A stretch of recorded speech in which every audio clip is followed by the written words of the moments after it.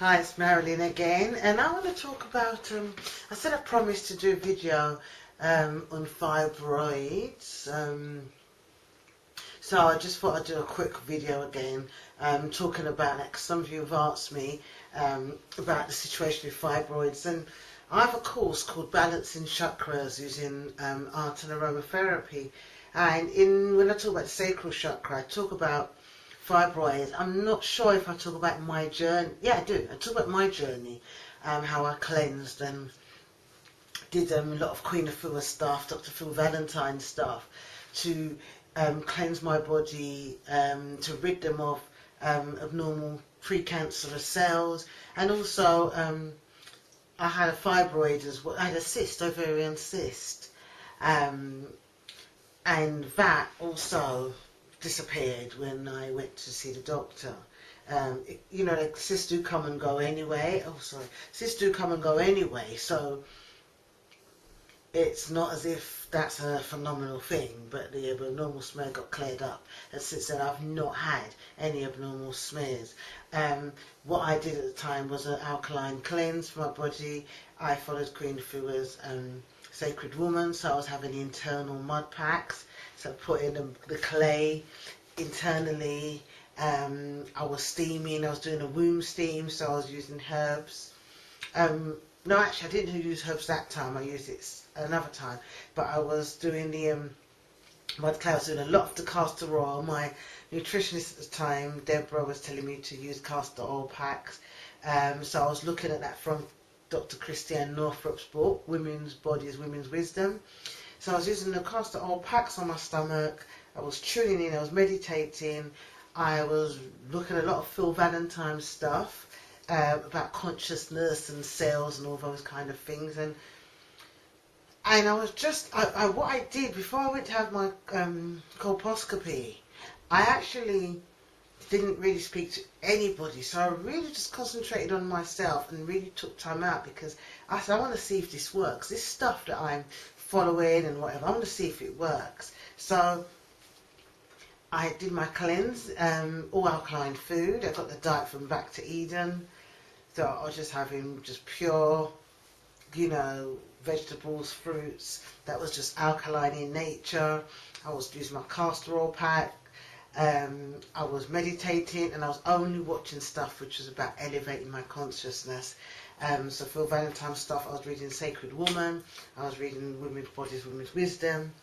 And I was just meditating and journaling. That's all I did. And when I went to have the colposcopy for the abnormal smear, there was nothing there, and all my internal tissue was pink and bright. I mean, I've said this before anyway.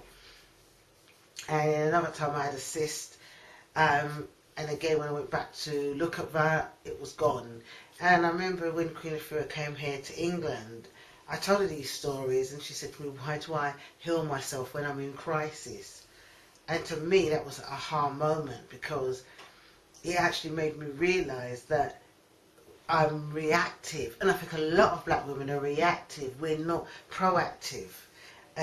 More so now, but our default is, I think, reacting, because of the type of lifestyle we have to live and the amount of stress that we take on. I'm not saying people of other cultures don't take on, but it just seems to be really, really, really common in black women. We wear stress well, and that's not so much of a good thing, I think. We see it as part of a birthright, and actually we don't need to have it. And so for me, with the fibroid issue, I really think that it's a combination of excessive stress, thoughts, and our diet. And I don't care what anybody says to you. I mean, there's some vegetarians that have got fibroids and things like that. But if you're not having all three, then there's going to be problems. You can be the biggest raw foodist in the world, but if your thoughts are not there, then there's going to be a problem. If your spirit, you have an unconscious spiritual pattern or an unconscious energetic pattern, so unconsciously you have a dynamic that's happening to you, then that is going to feed the fibroid. Okay, and that's normally going to be tied in with relationships. It's normally going to be tied in habits. It's going to be tied with generational, which will say generational curses, but generational patterns. So if your mother, your grandmother and somebody else is going for a similar pattern of stress, you're picking it up, it's not been cleared. So this is why we're going to get all these things. And you find a fibroid type personality is very hot, always negotiating how to get out of something, or always negotiating for something. So never really trusting that you don't have to negotiate through life. Just trusting that what you need and what you get will come. So there's a lack of trust again, I think, in terms of the emotional body. And again, related to creativity, there's not enough channel for creativity. And again, black women are learning to do that. But there's still a mismatch of creativity. There's more, I think you can serve through creativity and use your creativity to serve. There's more service and sacrifice as opposed to service and creativity. And the things that people should be doing, that it should be a ratio of certain percentage of creativity, certain percentage of relaxation and meditation, and another percentage of service, a percentage of love, and it's not happening. So we're getting our love through our drink, our alcohol, our food, our sex, but there's so much guilt and I should be doing this, I shouldn't be doing that. There's so much underlying stuff that goes with it that it all collects, and all your mother's stuff, your aunt's stuff, the generation stuff, society stuff gets held into the womb. So there's so much guilt and not enough letting go of these patterns and these kind of, what's the word I'm trying to look for? What you should be doing. The duties and other people's stuff, That's why they sometimes call it the bag. So it's going to be a process of letting go and elimination. If you have fibroids, the first thing you need to do is heal the spirit. And there's psychological programming, and that usually means letting go and trusting, moving into trust.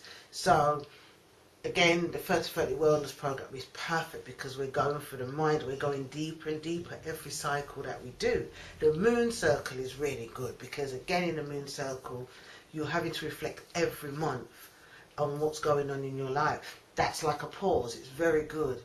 And again, the courses, the balancing chakras using art and aromatherapy, excellent for fibroid work. One of my clients has taken it to America, and she's actually working with women with fibroids.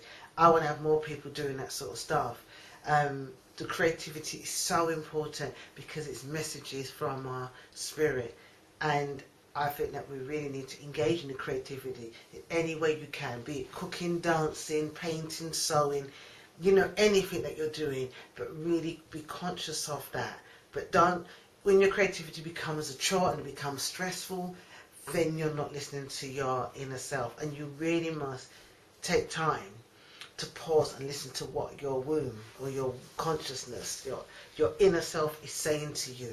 That is crucial because that is the place where you have to dialogue, and that's the place that will start healing. Your body will heal itself in some instances if you work with it.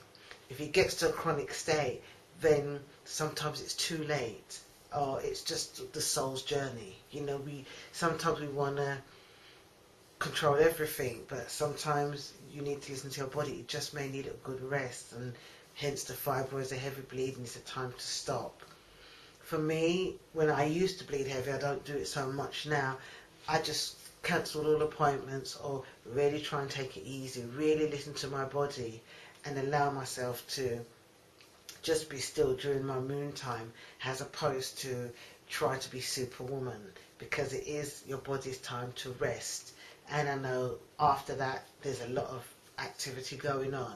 So when I was working on a retreat in St. Lucia, I came onto my moon time and I just went with it, and I just allowed the elements and the actual place to support me doing my work.